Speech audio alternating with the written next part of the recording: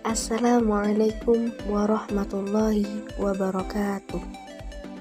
Perkenalkan, nama saya Suci Isnatul Khairah, mahasiswi Institut Agama Islam Negeri Curug, Prodi Pendidikan Agama Islam, kelas PAI 1F, NIM 2053153, akan memenuhi tugas ujian akhir semester mata kuliah Bahasa Indonesia dengan dosen pengampu Bunda Rizky Amelia Furqon, SSMA.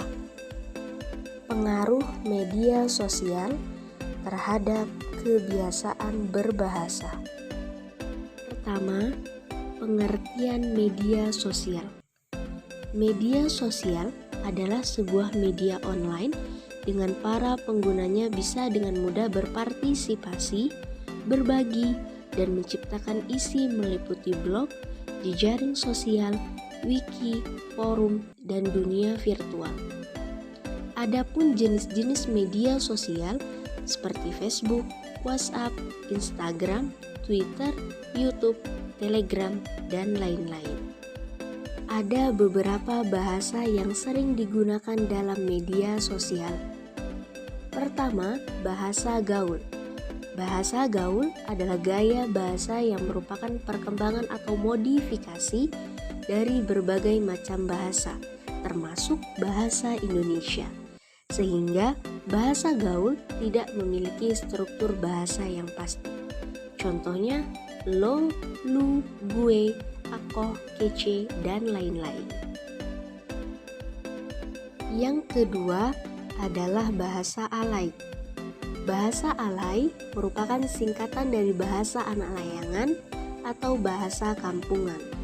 Disebut bahasa kampungan karena pada zaman sekarang bermain layangan itu sudah jarang digunakan.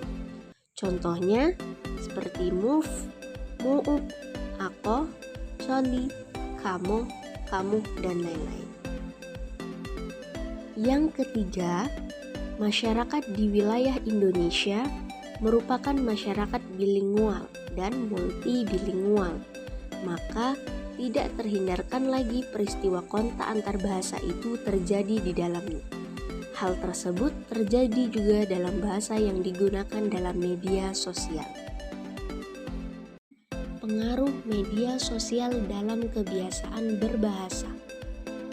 Kecanggihan teknologi telah mengantarkan bahasa Indonesia mengalami varian yang sangat signifikan. Hal tersebut menunjukkan bahwa perkembangan penggunaan internet di Indonesia sangatlah pesat. Pesatnya perkembangan media sosial memberikan konsekuensi yang sangat dilematis bagi kemapanan bahasa Indonesia sebagai bahasa resmi negara.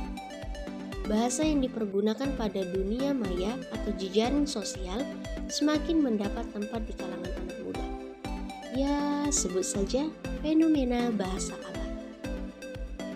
Kekhawatiran akan semakin maraknya penggunaan bahasa alay pada media sosial bukannya hal yang berlebihan. Bahasa alay ini sudah dianggap sebagai ancaman yang serius terhadap kaidah tata bahasa Indonesia.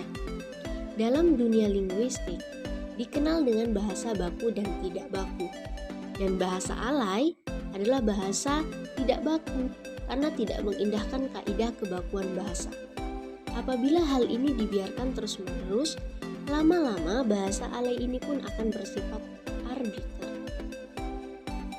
Ada satu contoh bahasa dalam media sosial, seperti misalnya dalam status Facebook, ada seseorang berkata, menu hari ini pepes tahu, asin japung goreng, tempe sayur asam, tinggal menunggu azan berkumandang. Bismillah yuk, siap-siap berbuka bagi yang menjalankan puasa. Dilihat dari kalimat tersebut, maka banyak bahasa yang sudah tidak sesuai dengan kaidahnya. Seperti kata berkumandang dengan tulisan B kumandang, yang seharusnya tulisannya adalah berkumandang. Selain itu, terdapat kode mixing atau percampuran kode seperti Bismillah you siap-siap. Kata you di sana sudah ada percampuran bahasa dari bahasa Inggris dan bahasa Indonesia. Selanjutnya, kontaminasi bahasa. ada beberapa bentuk penyimpangan kebiasaan siswa dalam media sosial yang meliputi: pertama, penggunaan kata tunggal bahasa Indonesia seperti ababil, anak baru gede labil. 2. Bariau, sabar ya. 3. Capcus, cabut, pergi, beranjak dari suatu tempat. 4. DL, dari talu. 5. Ember, memang, emang. 6. Garing, gak lucu. 7. Heri, heboh sendiri. 8. Ilfil, hilang perasaan menjadi tidak suka. 9. Japri, jalur pribadi. 10. Mager, harus gerak. Kemudian yang kedua, ada kata kompleks. Kata kompleks adalah satuan gramatikal paling kecil yang mudah mengalami proses morfologis. Contohnya menyebalkan, ketiduran, dan lain sebagainya. Yang ketiga adalah berwujud frasa. Contoh, keren abis, sebel bingit, capek deh. Keempat, berwujud klausa.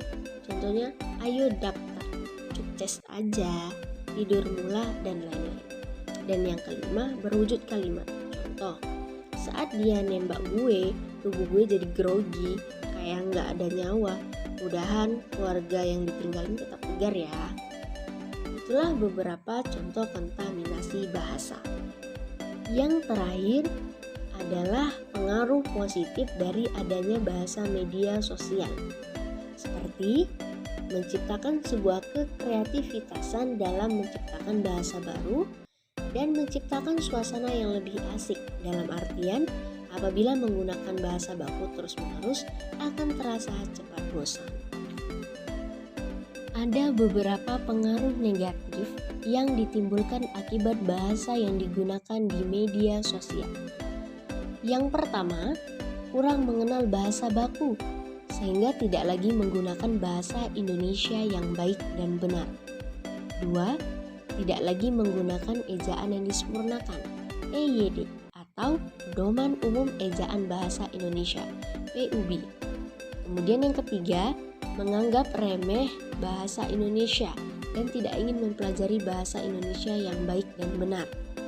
Keempat, tidak terbiasa menggunakan bahasa Indonesia baku, sementara penggunaan bahasa Indonesia harus dipahami karena dilakukan untuk berbagai macam pekerjaan, surat menyurat, pembicaraan resmi, dan lain-lain. Dan yang kelima, pudarnya rasa bangga pada diri akan bahasa nasional sebagai bahasa negara Indonesia. Mungkin itulah tadi materi yang dapat saya sampaikan mengenai pengaruh media sosial terhadap kebiasaan berbahasa. Lebih dan kurangnya saya mohon maaf, kepada Allah saya mohon ampun. Semoga bermanfaat. Akhirul kalam, wassalamualaikum warahmatullahi wabarakatuh.